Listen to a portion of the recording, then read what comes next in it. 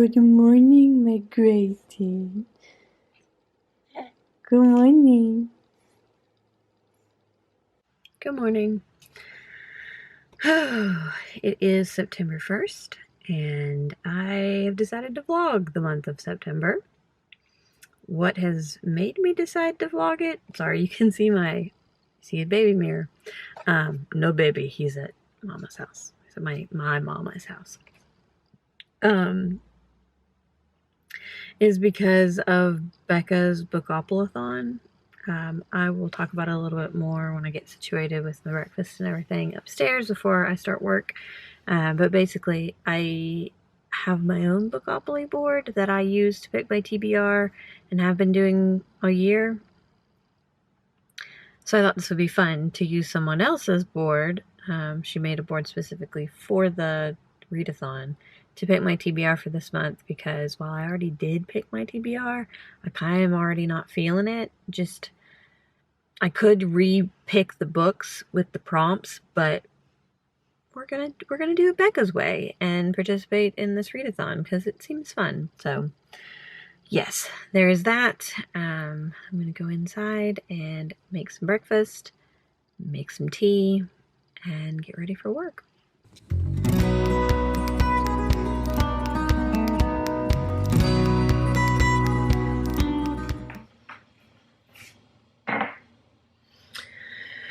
Alright, I'm gonna make some English muffins. An English muffin.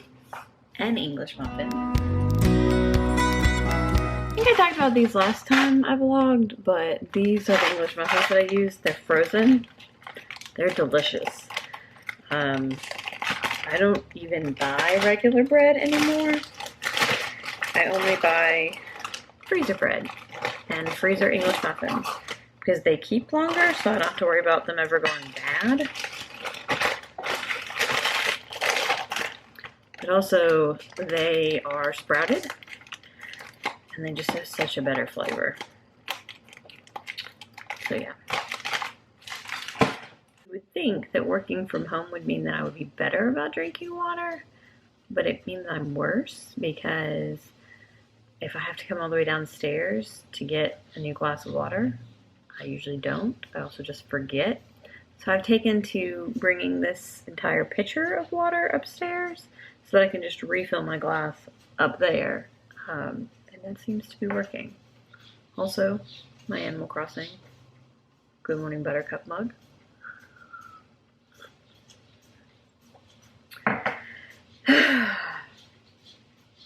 It's Tuesday. It's the 1st of September. My baby is 4 months old.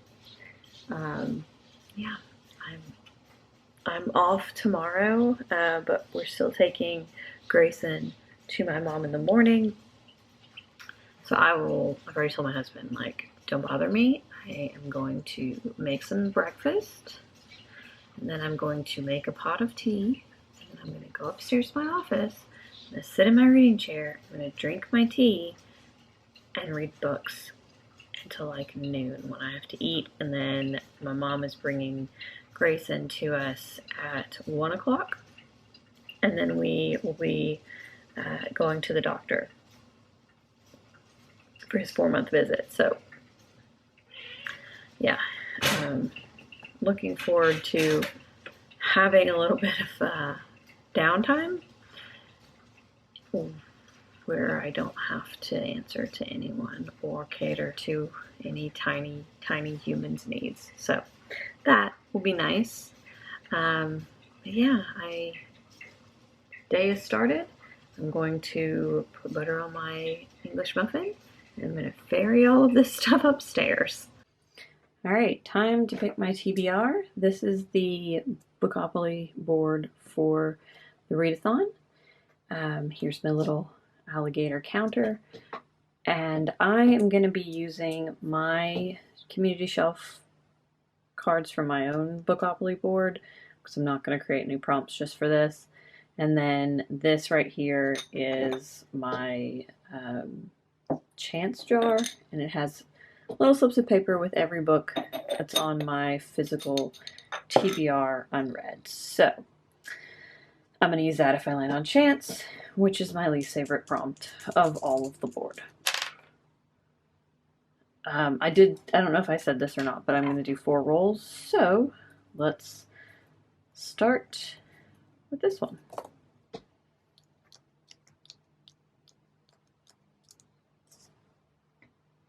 So light cover.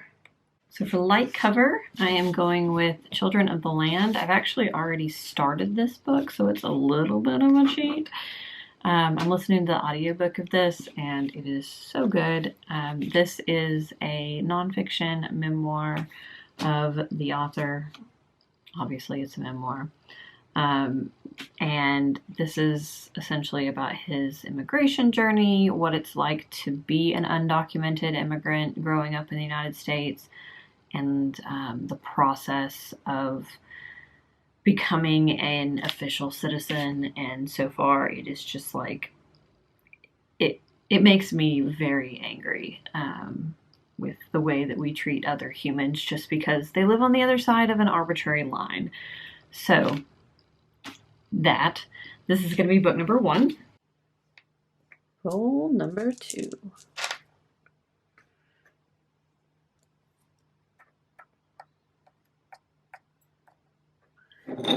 Rule number 2 is young adult. So YA, I'm really glad this came up because I have a couple of YAs that I really want to read, and also I've been in the mood for, like, August was such a difficult reading month for me, and so I was hoping to pick things that were more fast-paced this month. So I am going to add the Henna Wars into my TBR. This is a YA book. If I remember correctly, it's about 2 girls, so it's a female-female romance, I believe, and it's about 2 girls who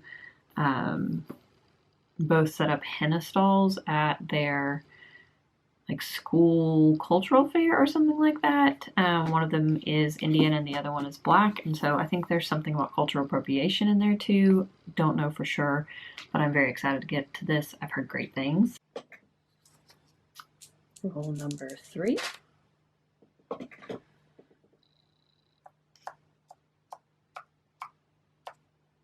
Seven is Own Voices.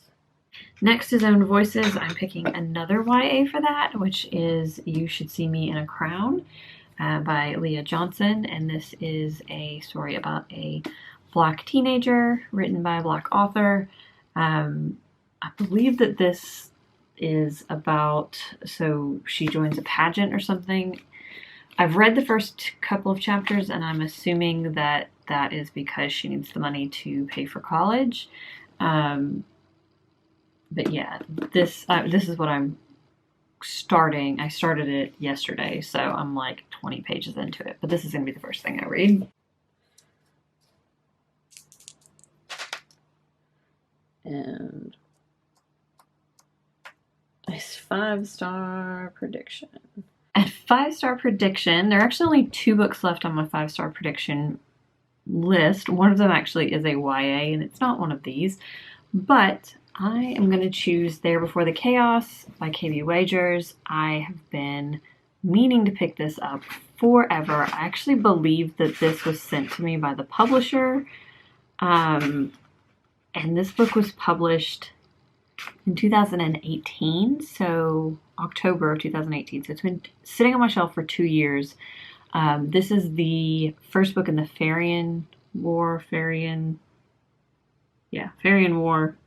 trilogy, which is the second trilogy after the Andronin War trilogy. So it's set in the same world, and I believe we still follow our protagonist from that book, which was Hale Bristol, who was so just kick-ass. So this is a really fun world, and I really enjoy KB Wagers' writing and want to pick up pretty much anything they write. So this is my set TBR for the month. These 4 books. And I also will be cracking into How to Be an Anti-Racist. This came in my Fulton Street Ally box, and so this is the first of the 2 books that came in that I'm going to tackle. And I've been reading one nonfiction book at a time, essentially. I mean, with the exception of Children of the Land, that I've had ongoing for a little while because not as much audiobook listening when you work from home full time. But yeah, so this is going to get added in there too. And then, so I said 4, but there's actually 6, because I also have my Indie Press Project book, which is not here yet. There's 2 of them. One of them is something like Who Do You Police? Or something like that. Who Do You Police? Who Do You Serve? And then another one is a graphic novel about gentrification. So those 2 books will get thrown into this pile too, whenever they actually get here. You know what's in this humongous box?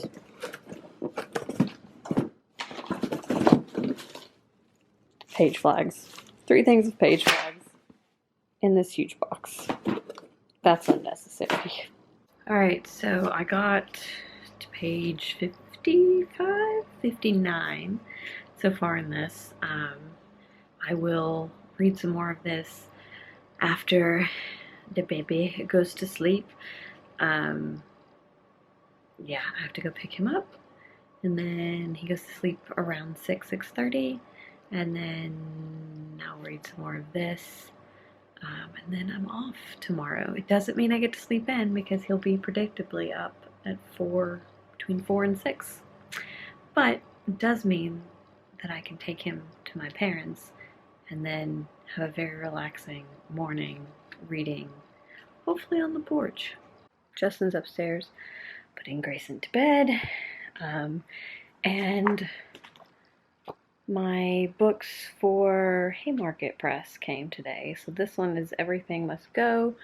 For some reason I thought this was a graphic novel, but it's actually a poem, like a poetry collection with images. And it's about a neighborhood outside of Chicago and kind of like the culture of it and how it slowly disappeared due to gentrification. So this seems really interesting. Poetry and I are kind of a mixed bag, so we'll see how I get along with this. I'm hoping that I can gel with it because the concept of it just sounds super interesting. So I'm looking forward to that. And the other one, which I think a lot of us in our Indie Press Project group are reading, is Who Do You Serve? Who Do You Police? And this is, Haymarket offered this, I think, in June. It's like a free audiobook.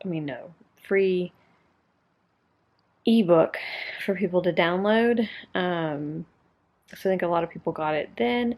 I didn't realize that was happening, and also I have early onset cataracts, so ebook reading is not as easy for me, so I minimize ebook reading as much as possible.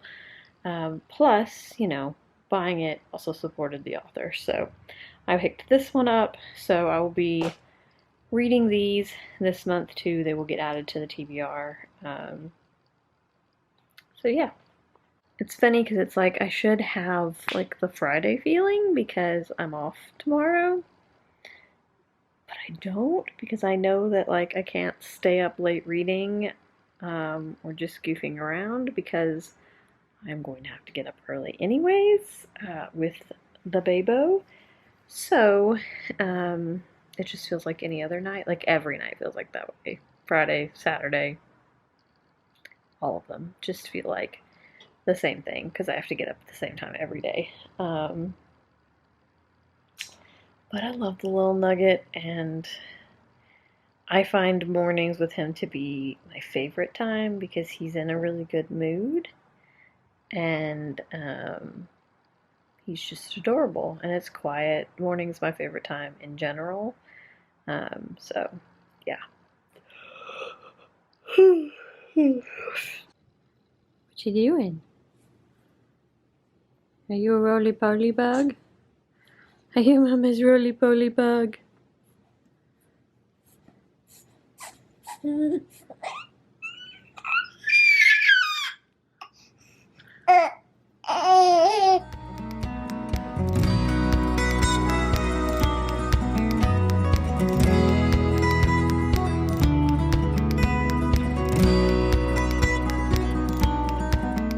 Well,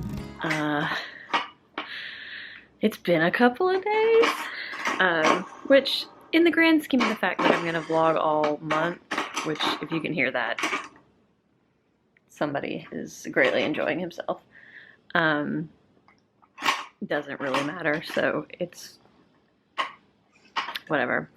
But it is now Saturday, like 7:30 in the morning, and I am like over 50%, about 60%, I think, through You Should See Me in a Crown, which I am loving. It's fantastic. If I can read some more today, I will probably finish it today. But if I can't, then I'll definitely finish it tomorrow when Justin has the baby downstairs with his dad.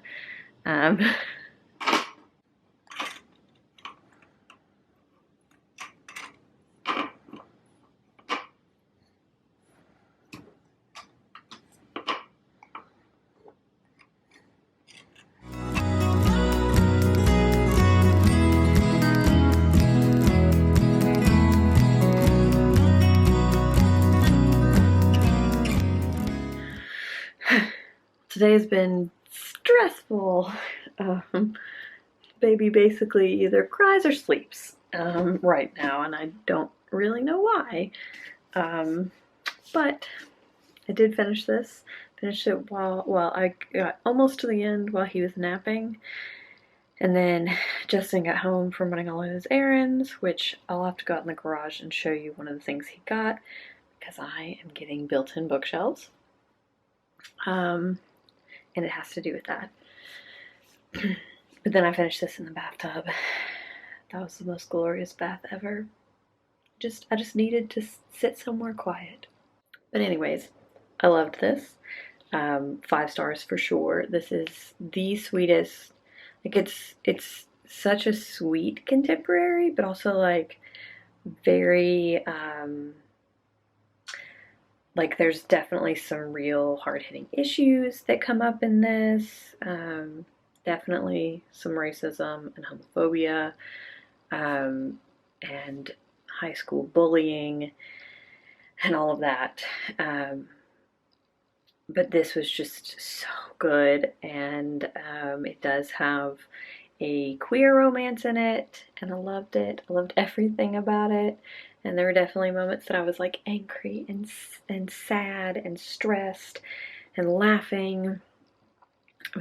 It was everything. So yeah, I really enjoyed this. I am going to be picking up the Henna Wars next, because I'm just gonna keep on the YA kick right now. I am still reading Everything Must Go. I'm not connecting to this as much as I kind of hoped I would, mostly because I don't really have any knowledge of Wicker Park and Chicago, and I think that if I did, I would connect to this a lot more. I do think it's very interesting though, and like I still am getting something out of it, but I feel like if you are a Chicago native or you've ever lived in Chicago, that you would probably get more out of this and understand the point that he's trying to make better than I feel like I am.